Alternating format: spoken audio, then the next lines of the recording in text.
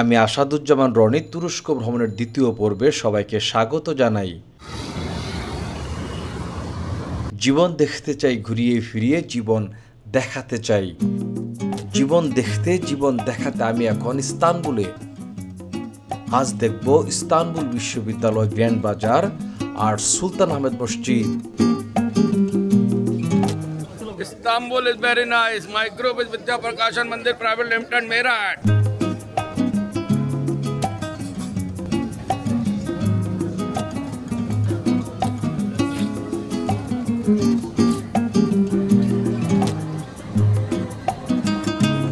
Turkish খাবার খেতে ঢুকে পড়লাম তার্কিশ রেস্টুরেন্টে। আমার সাথে যুক্ত হয়েছেন তুরস্ক প্রবাসী কামাল। এখানে খাবারটা হচ্ছে একদম সবচেয়ে বেস্ট বলা যায়।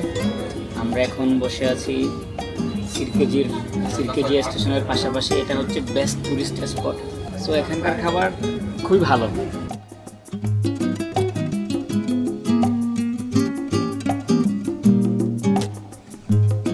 আমি টিপিক্যাল বাঙালি, ভাত তরকারি ছাড়া আমার চলে না, মানে ভাত মাছ ছাড়া আমার চলে না। এসব খাবার ফ্যাশন করে খাওয়া যায়, এসব খাবার বিপদে পড়ে খাওয়া যায়, কিন্তু এই খাবার রেগুলার আইটেম না আমার জন্য। আমি বাংলা খাবার পছন্দ করি, বাংলাদেশকে ভালোবাসি।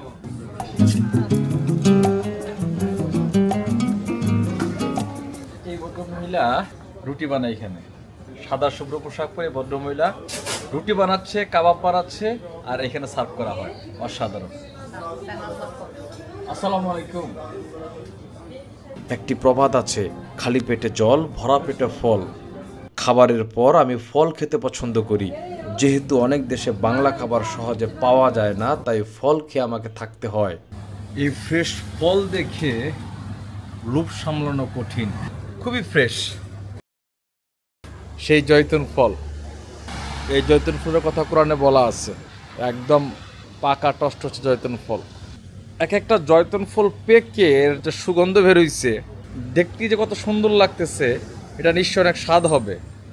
একদম মানে মুখে পানি ভর্তি হয়ে যাচ্ছে।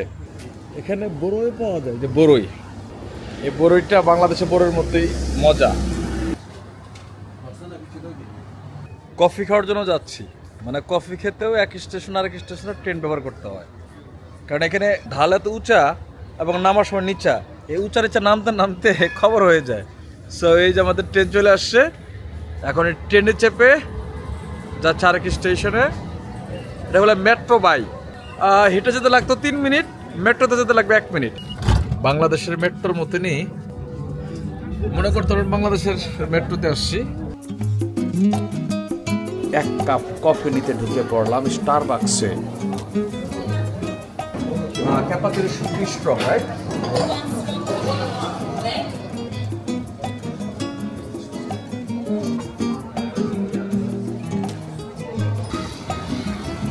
কফি হাউজের পাশে এই সুন্দরী পুলিশের দায়িত্ব পালন করছেন।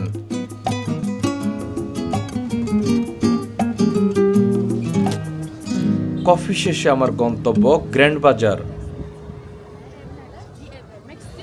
যাচ্ছি গ্র্যান্ড বাজার। গ্র্যান্ড বাজার ইস্তানবুলের বিখ্যাত একটা ঐতিহ্যবাহী বাজার। এটা অনেক পুরাতন বাজার, বলতে পারেন বাংলাদেশের কারণ বাজার। আমি আসলে বাজার পর্যটক। আমি যে দেশেই যাই বাজারটা দেখার চেষ্টা করি। বাজার দেখার মধ্য দিয়ে ওই দেশের মানুষের খাদ্যাভ্যাস, জীবন আচরণ বোঝা যায়। প্রায় 600 বছর বয়স্ক গ্র্যান্ড বাজার, যা বিশ্বের অন্যতম বড় ও পুরনো বাজার। 1455 সালে এটি স্থাপিত হয়। এই বাজারে প্রতি বছর লাখো পর্যটক ভিড় জমায়। লাখো পর্যটকের মিছিলে আমিও যোগ দিলাম।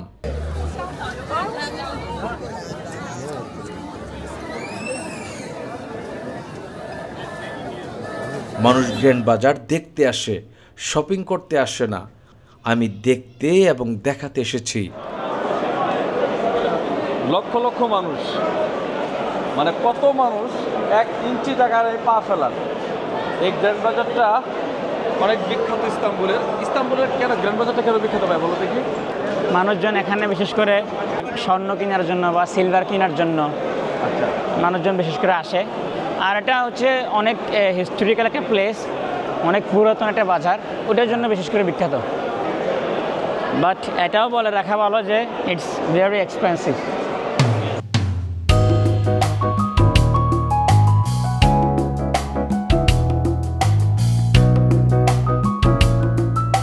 এখানে সব কিছুর দাম রেগুলার দামের চেয়ে কয়েক গুণ বেশি।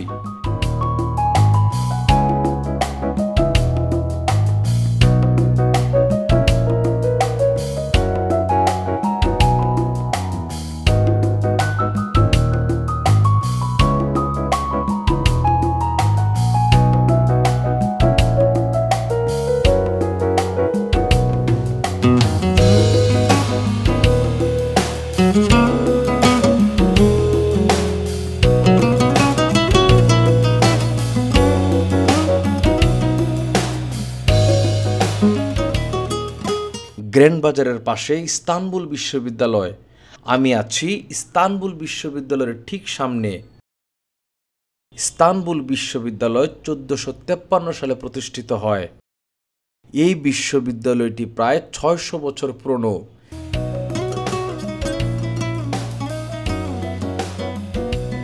এটি তুরস্কের সবচেয়ে পুরনো এবং ঐতিহ্যবাহী বিশ্ববিদ্যালয়গুলির একটি।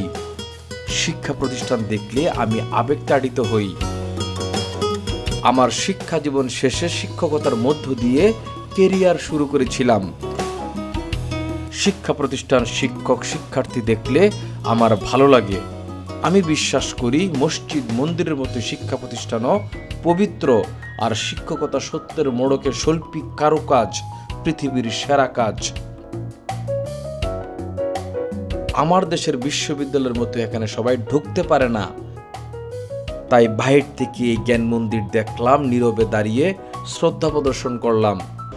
অসংখ্য ট্যুরিস্ট এখানে যারা এই সৌন্দর্য উপভোগ করছে, আমি সেই ট্যুরিস্টদের দলে।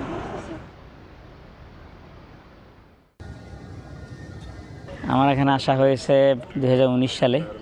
দেশের বাড়ি হচ্ছে কক্সবাজার, মহেশখালী, মির্জিপাড়ার। আমি এখন অনার্স শুরু করছি, ক্লাস 9, 10, 11, 12 পড়লাম। এখন মারমারা ইউনিভার্সিটিতে ভর্তি হলাম এই বছর। তখনকার সময় মানুষজন খুবই কম ছিল, এখন তো প্রতি বছর 70-80 জন করে বাংলাদেশি আসতেছে। না এখানে আইএলস লাগে না, টোফেল লাগে না, কোনো কিছুই লাগে না, কারণ তুরস্কের সব পড়াশোনায় হচ্ছে টার্কিশ মিডিয়াম। যদি ইউনিভার্সিটি আসতে চাই তখন হয়তো বা ওটা থাকলে বেটার, না থাকলেও নো প্রবলেম। স্কুল লেভেলে একদম কিছু দরকার হয় না।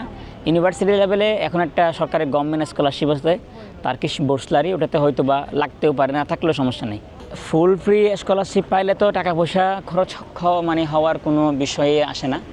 যদি স্কলারশিপ না পাই তাহলে বাসা ভাড়া, টিউশন ফিস সব মিলাই বাংলাদেশে, ঢাকাতে যেমন খরচ, এখানেও সেম খরচ। যার নাম রেখেছ নিজে মুহাম্মদ রসূল, যার নাম রেখেছ নিজে মুহাম্মদ রসূল, সে নামের উসিলাই দোয়া, সে নামের উসিলাই দোয়া, করো হে কবুল, আল্লাহ করো হে কবুল। সবাইকে ইস্তানবুল ইউনিভার্সিটি থেকে বিদায় জানাচ্ছি। আমি আসাদুজ্জামান রনি। জীবন দেখতে চাই ঘুরিয়ে ফিরিয়ে, জীবন দেখাতে চাই। জীবন যে কত সুন্দর, ভ্রমণ করার মধ্য দিয়ে সৌন্দর্য উপভোগ করতে হয়। আসুন জীবন দেখি, তাবৎ পৃথিবী আপনার। জয় হোক আপনার। ইস্তানবুল বিশ্ববিদ্যালয় পেরিয়ে রওনা দিলাম ব্লু মস্কের দিকে, যা সুলতান আহমেদ মসজিদ নামে পরিচিত।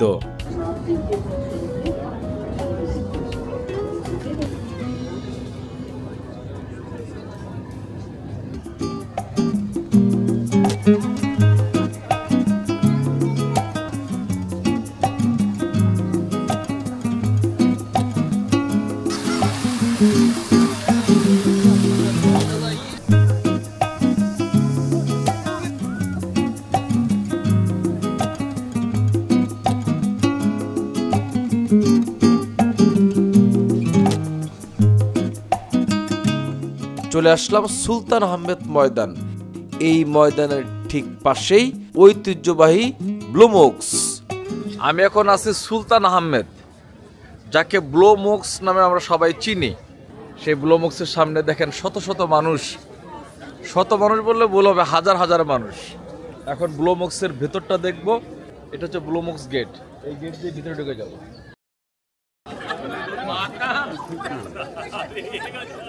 Welcome Istanbul.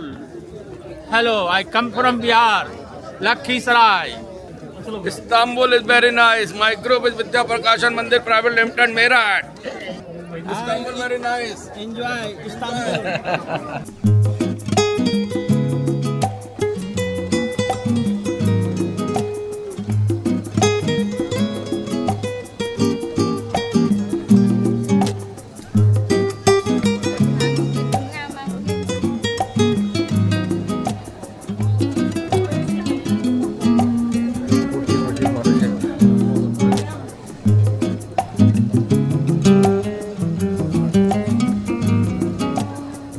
অটোমান সাম্রাজ্যের 14তম শাসক সুলতান আহমেদ 1609 থেকে 1616 সালের মধ্যে এই মসজিদটি নির্মাণ করেন।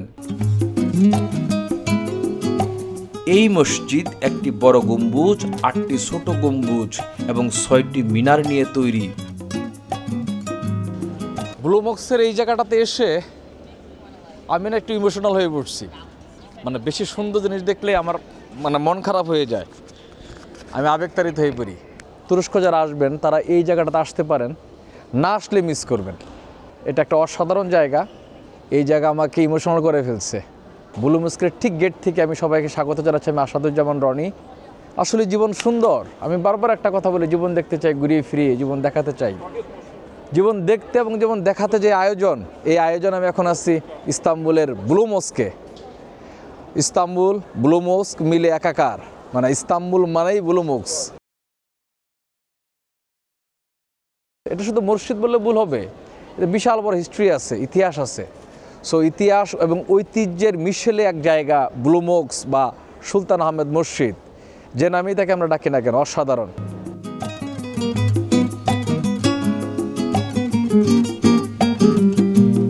এই মানুষটা একজন ক্রিয়েটিভ মানুষ, ফটোগ্রাফার।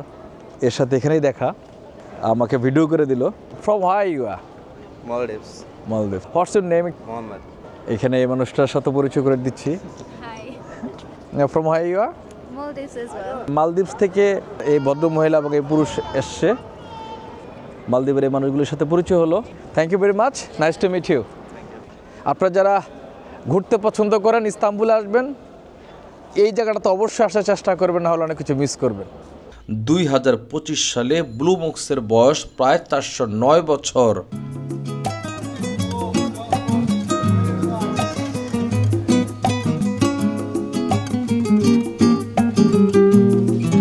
মসজিদের স্থাপত্য দেখে আমি অবাক হয়ে গিয়েছি, এত সুন্দর।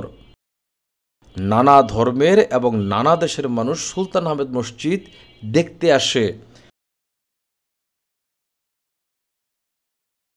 It's a silly legend in my opinion, but it's a legend passed from generation to generation.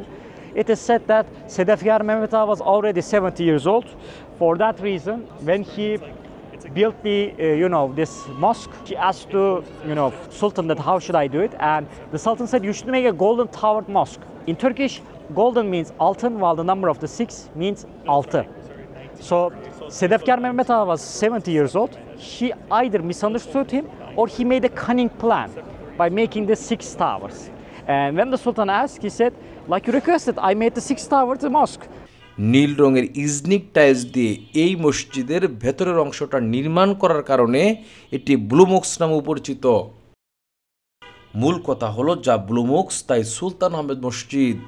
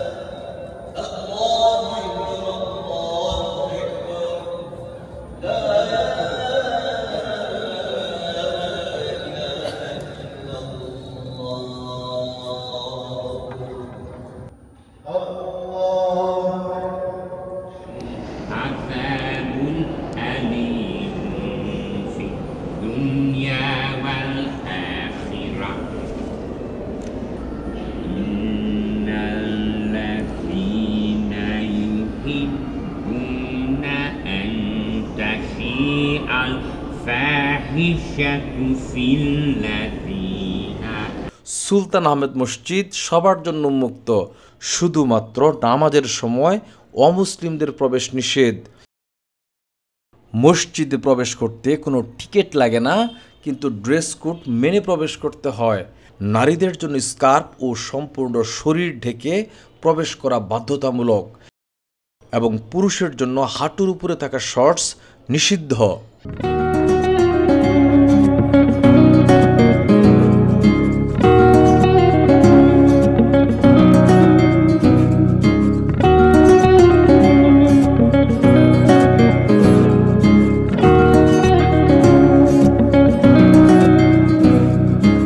যারা তুরস্কে আসতে চান হেয়ার ট্রান্সপ্লান্ট করতে, এই যে ভদ্রলোক দেখেন হেয়ার ট্রান্সপ্লান্ট করছে। এখানে অনেকে আসে যে তাদের চুল নতুন করে লাগানোর জন্য, তো এখানে খরচাটা 1600 ইউরোর মতো লাগে, উনি যেটা বললেন আর কি। অসংখ্য মানুষ দেখছি যারা এই চুল লাগানোর জন্য তুরস্কে আসে। আপনাদের যারা মাথায় টাক, যারা চুল লাগাতে চান আসতে পারেন। How do you feel sir? Very good today. Yesterday it was more difficult, but today it's very good. Is it painful? A little painful, yes.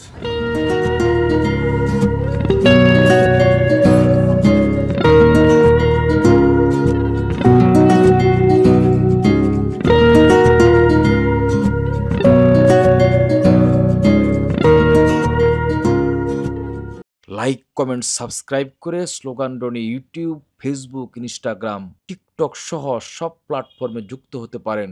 সবাইকে ধন্যবাদ।